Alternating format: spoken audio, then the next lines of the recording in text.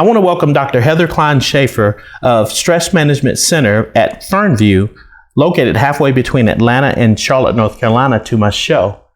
Thank you so much for allowing me to come here to interview you. I want you to just tell the listeners or the viewers a little bit about yourself and where you're from. Well, I think I've known you, Joe, for quite a few years. Yeah. And we were in marching band together for years. So it's great to get to see you again. I appreciate what you're doing with your life and this endeavor to reach out and share. We get inspired by stories of success, and we get inspired and touched in our hearts and minds by tragedies. Life is full of opportunity, and most of the time we realize that opportunity through the challenges. Mm-hmm. As we mentioned when we talked to Mariana a few minutes ago, every crisis is synonymous with opportunity. There's even an Asian character that shows the same meaning, that they are the same. Mm-hmm. So oftentimes we're so overwhelmed by a challenge or a change that dramatically impacts our lives that we cannot see beyond the devastation or the trauma of that. So for the last 14 years, I've been in private practice that actually evolved out of a big challenge and a change. I had been coordinating complementary therapies for Hospice of the Upstate for 6.5 years. I had about 38 volunteers and loved working with the families. We had about 900 patients a year. Mm-hmm. And we did support therapies. I was inspired by terminal and chronic illness to get a lot of certifications and trainings, worked with a fellow in England with learning hypnotherapy. When pharmacology and Ativan and morphine are not touching the pain, there are ways to look to help to train a person's body to manage and mitigate that from being overwhelming. Mm-hmm. And I also worked with 3 different Reiki masters, which is a Japanese form of energy healing. So in the state of South Carolina, I am regulated by the LLR, and I have a licensed professional counseling certification and credential.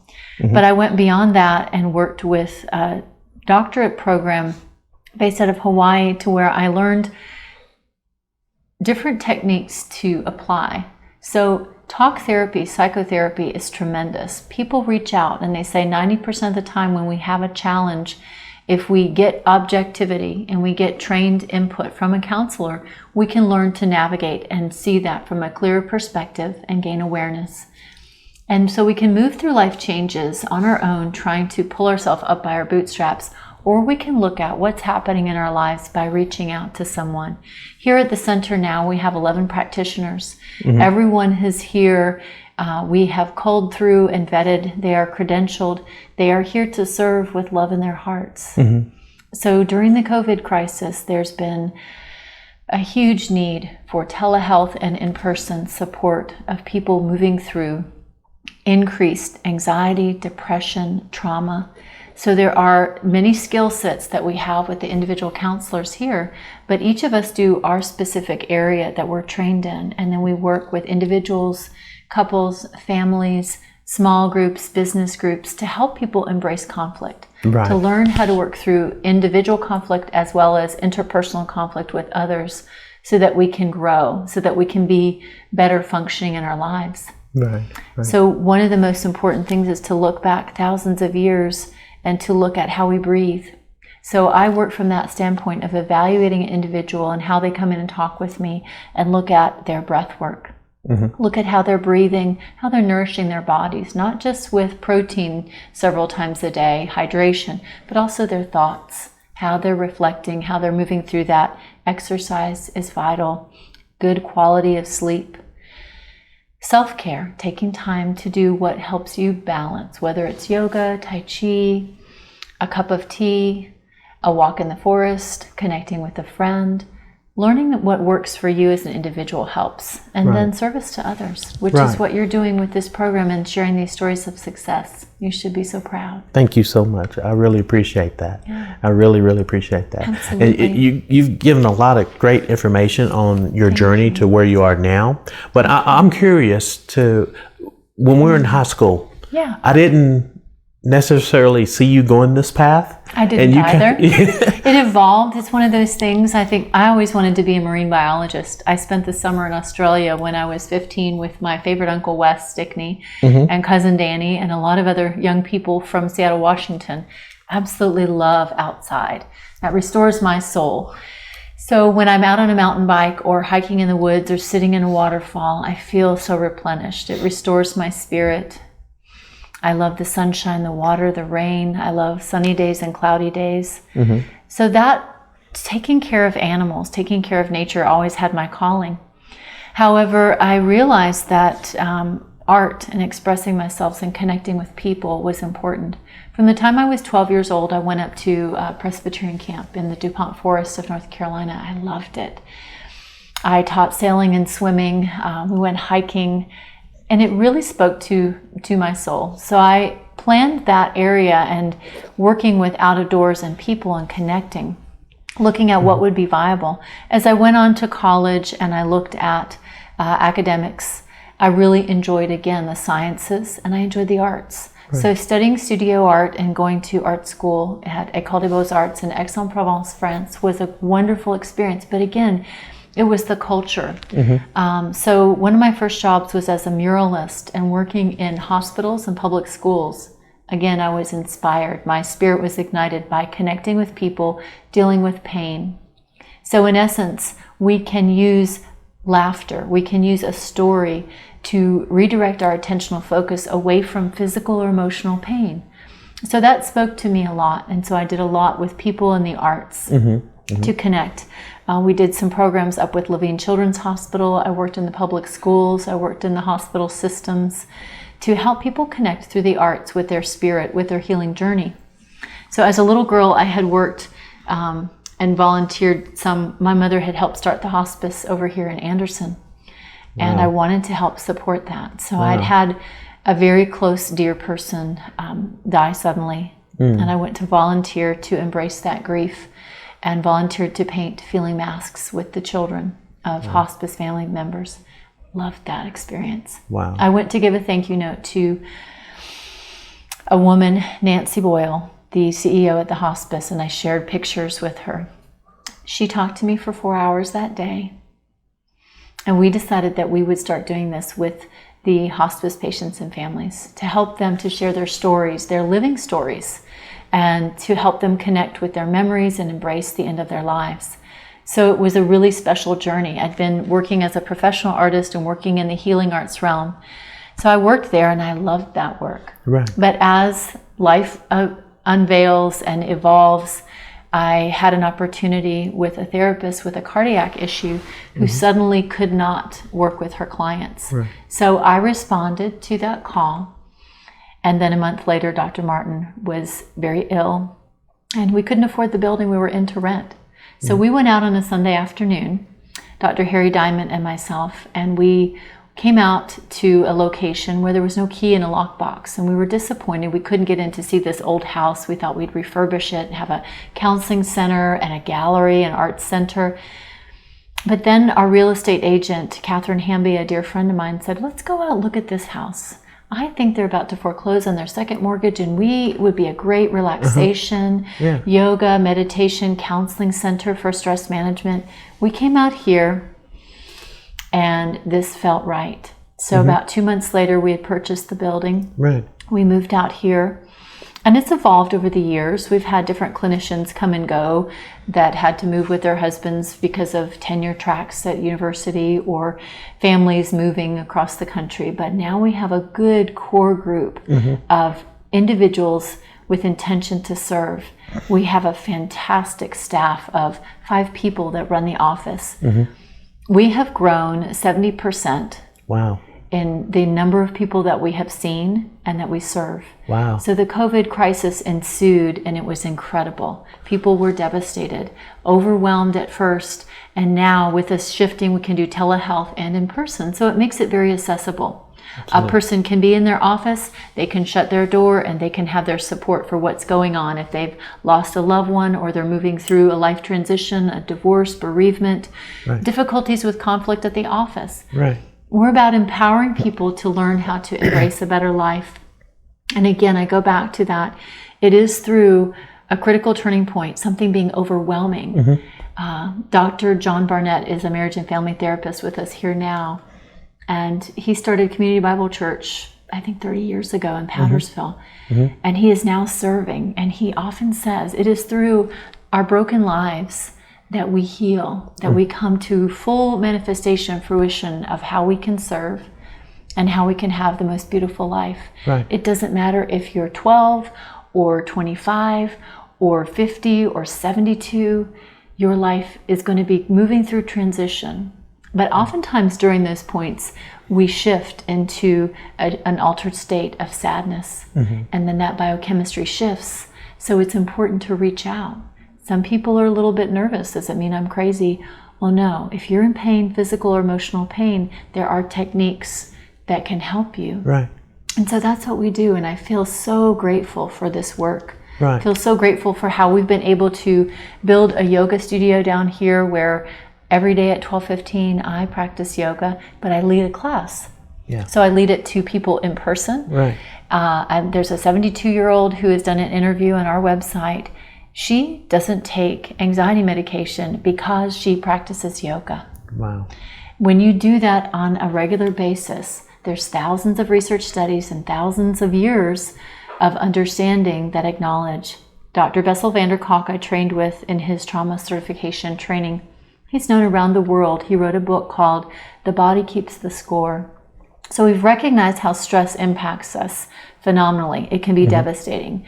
We can evolve cancer, but we can use that cancer to bring us to awareness of what we need to do differently. Right. We can learn through a crisis or a conflict that we need to shift gears, Right. that we need to start taking more intentional care. Even I have a list on my phone, on my computer. I printed it out on my desk. Right. What do I start out with each morning? Prayer, meditation, gratitude, positivity. Then I shift into some movement with my body, Right. some release, some stretching from the sleep. Then I go out through my day, but I always end the day with gratitude, and I've got my hearts, which represent members of my family, my loved ones. I'm so grateful. So we start out and we end with peace. If we want true peace and happiness and fulfillment, being intentional about that. The Dalai Lama, Thich Nhat Hanh, anyone realizes when we read through even Viktor Frankl and Man's Search for Meaning that no one can take our thoughts, but when we're intentional and mindful and we put these practices of our exercise, our nutrition, our sleep, our quality time and self-care and service to others, everything gets into a balance. Right. And it's a beautiful way to live, but it takes practice. Right. Right. I'm going to have things that happen. We're going to have things that happen with cars, with our bodies. But that little bit each day, those small practices make incredible changes that bring us to a place that's, everything might not feel exactly right, but it feels wonderful, if that makes sense. Yes, yes, it does. Yes, it does. I'm also curious, you've got a lot of successes with... And a lot of failures, I'm sure, along the way. I'm sure there have been plenty of people who said, well, that woman, what is she doing? Or, well, and I have 3 children that I'm sure I haven't done everything right. Yeah. But it's through learning and showing and trying to do better. One of my favorite yoga teachers is Angela Farmer. And several years ago, I went to Chapel Hill, and a dear person in my life said, hey, why don't you go do this? And I found out from a lady in my yoga class that she was going to be there. She's from Greece. Grew up with an American parent and a British parent, so she's European primarily now. She's in her 80s. And watching Angela with the resiliency and the gratitude and the presence, I thought to myself, she gets it. Right, right. So it's not relative our age, but I've seen a person who is non-ambulatory. I've done yoga with patients at the end of their life. I've done work with a woman who had stage 4 lung cancer. She learned to breathe better. She actually started to play the Native American flute and did a recording of Amazing Grace that she left for her family. Wow. And she went with that peace that passes all understanding. None of us get out of here alive, Joe.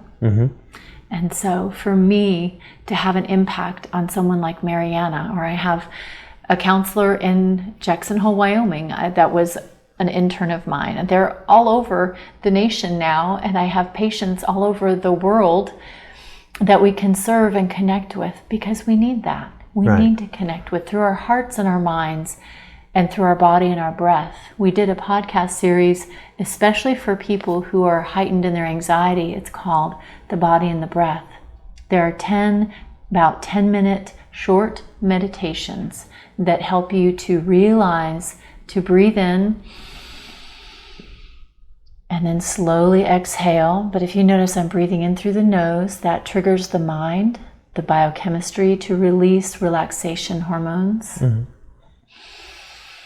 And in any point, whether you are in a critical situation, in a car accident, whether you are in a discussion, whether you have a child or a coworker that needs you to listen instead of being reactive, when you breathe like that, you get composure.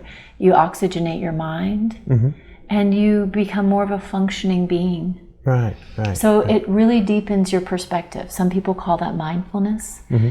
The average person breathes in about 400 to 500 mLs, yet you have the capacity for 4,000 to 5,000. So what happens is that you engage that and you balance out the autonomic nervous system. So this, in essence, is what I do with all of my clients. I see about 40 people a week on average. Mm-hmm. The office here, we have about 1,200 patients a month through here. I am amazed at how we're keeping up and so grateful for our staff. But this world and this community needs that. We need points of light. Absolutely. We need head-heart connection. And that starts on an individual level with our body and our breath. As instrumentalists, we know mm-hmm. we breathe and we blow and we create that music, we create that rhythm. Mm-hmm. We have that in our bodies. Absolutely. When we're mindful and we feel that energy. And yoga is not about, doing lots of stretches and balancing on one hand. Yoga literally translates from Sanskrit into union. So when we have our body and our breath, you can remember anything you've ever been exposed to. You can release out anything that's negative as you exhale. And you come to that place of heightened awareness and peace. You can appreciate yourself. You can appreciate your children. You appreciate the moments. You savor food more. Right. I think they say the average American eats in about 10 minutes, 5 to 10 minutes. Right. We've had mindfulness meditation retreats here with Jean Malgrim. We practice mindfulness every day here in the studio. That brings us to a point of really savoring the color, the texture, the aroma, the time mm-hmm. that you enjoy the food, mm-hmm. then your body slows down and you absorb those vital nutrients. Mm-hmm. It's an incredibly different way to live. And right. I think cell phones and computers are fantastic. Right. I bought a new Apple Pro 16-inch last night. I'm so happy. It's so fast. Yeah. I can get more work done, but then I have to leave that for a while. Right. I have to go out to the woods. I have to look up at the sky, at the sunset. Right. I have to hold the hand of someone I love or get an embrace. Yeah. Because we release oxytocin and dopamine and serotonin and endorphins. Yeah. We need that. Yeah. We need to take time to live, to have and create joy. Absolutely. So Absolutely. I feel so much gratitude. I do feel that we're a success, but I think that, leadership and being a person who runs a business takes responsibility and good stewardship, accountability with finances, looking at numbers, but also it's that caring element. I mm-hmm. really care about people. Mm-hmm. I think Berkeley did that study for 40 years that if you have a high EQ, mm-hmm. emotional intelligence, that Daniel Goleman evolved that theory mm-hmm. and has written a beautiful book called Emotional Intelligence. Mm-hmm. When you have that high EQ and you connect with yourself and you empathize and you care about other beings, apparently you make twice as much money, which is good for everybody, I guess. It allows you to potentiate more. Right. And the reason this center is so successful is because we care about ourselves and we care about each other. Right. We have several members right now who have family that are actually at the end of life.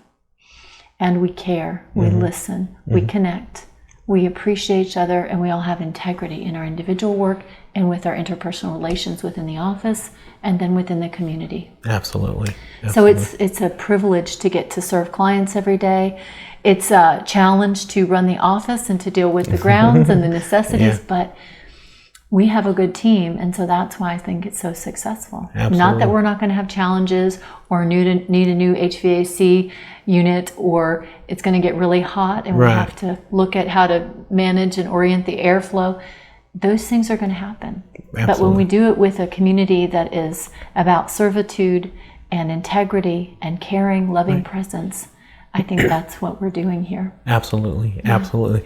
And I know we're kind of pushed on time, but I do want to just plug this last little thing in there for, and my show is all about helping people, as you stated, and you know that.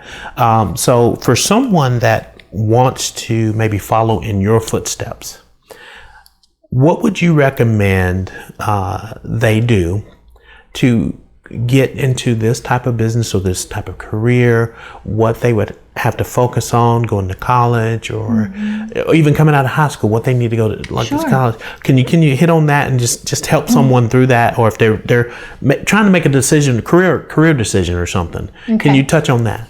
Well, I like to tell all my patients a disclaimer when they come in that I am really an artist. I'm a painter and a sculptor.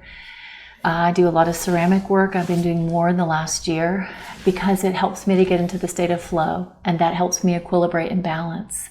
So I also like to liken myself to being a human engineer.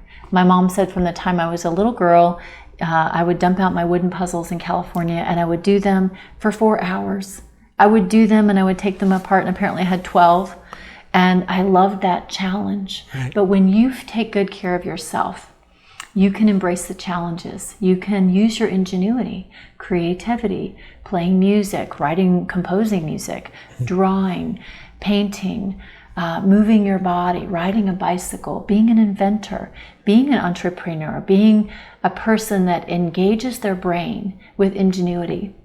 And on a sidebar, there are a lot of people who are enamored with, pharmaceuticals, psychedelics, marijuana, all these different things. One thing I want to point out is that there are ways to physiologically shift your biochemistry.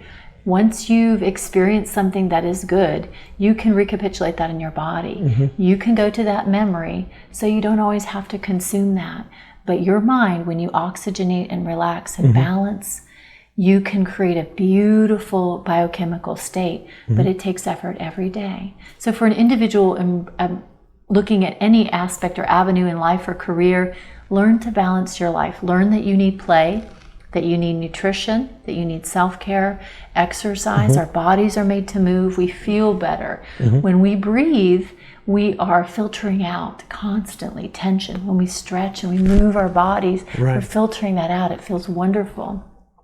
But looking at what speaks to your heart, what is your calling? Some people are meant to be in a beautiful studio or a garage space and mechanically engineer and orient and rebuild engines, or come up with, new improved mechanical devices. I have quite a few friends who do that, who build, but they need to do that in quietude. Look at what your specialty area is. If you're more of a social person, or if you're more of an introvert, honor that.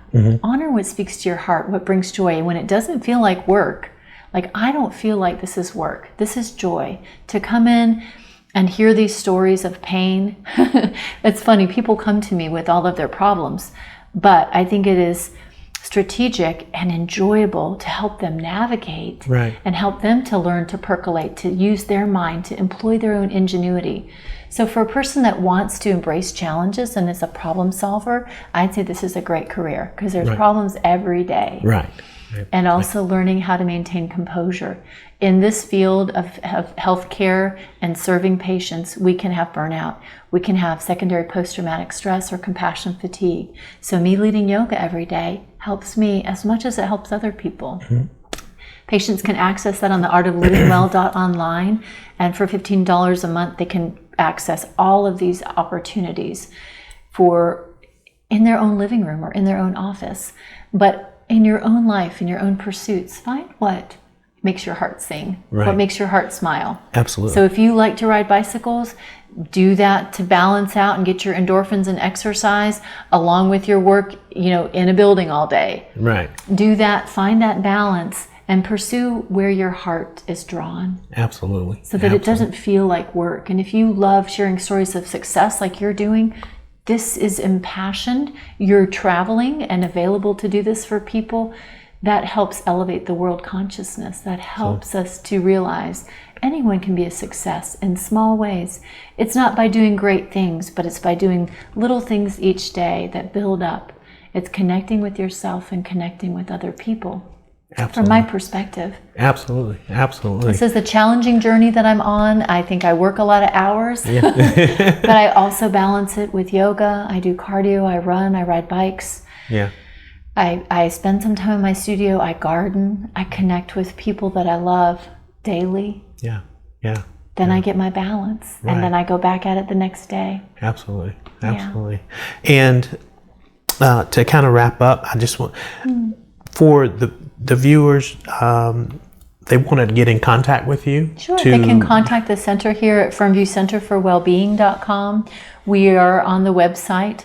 Again, they can call in the office. I've had probably 33 interns over the years. I love that. I've got plenty right now, but we try to support. We have several other clinical professionals here that have interns as well. I think the field of study to look at is an undergraduate degree that would be in psychology or sociology and education, but you can pair that. I think every therapist that I know, every doctor that I know integrates into their lives what they enjoy. And so, I am an artist. I use that more for my rebalancing and to create my balance in life, but I also use it with patients at times because images are very powerful and they speak. Right. Music is very powerful and it speaks. So I think there's a way for each individual person to look at that career path. And then there are online programs, as well as we have a KCREP credentialed program here at Clemson University, a master's degree. You can look broader, and there are some good, decent programs online as well. So looking at a master's degree in the state of South Carolina, and you have to look state, wherever you're in the state you're in, they'll have a labor and licensing board that will have certain coursework in a master's or doctoral program. And then you'll take licensing exams and go through those criteria to become a licensed professional, marriage family therapist, integrative medicine PhD, licensed independent social worker, licensed professional counselor, licensed psychologist can do this type of work. Okay. So that's what I would encourage. And you're welcome to call with questions. There are a lot of good links and information on our website. There's a lot of information there. Great.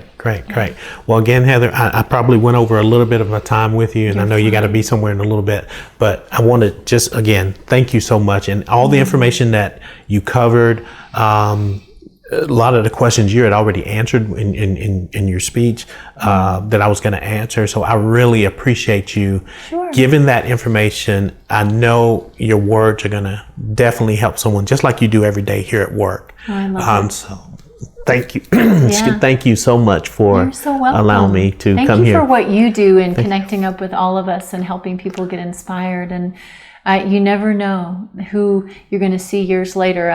I was in the grocery store one day, and I'd worked with a family who, they were not clients, but that was a volunteer at hospice, and her son, they'd been in a terrible car accident. Someone was dead on the scene, a mother was airlifted, and there was a little one in the back seat. And I will never forget meeting that young man. And for months I would go visit with him, and we would draw. I taught him to draw.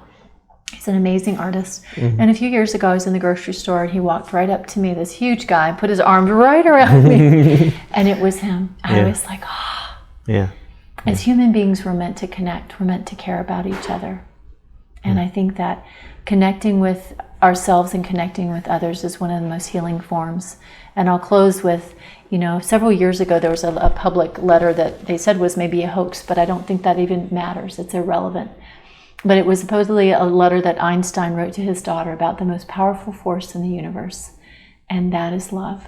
Right. When you love someone, when you love yourself, you can move mountains. So love yourself, love each other. Thank you, Joe. Thank you so much. Thank you. You're welcome. Have a beautiful weekend. You too.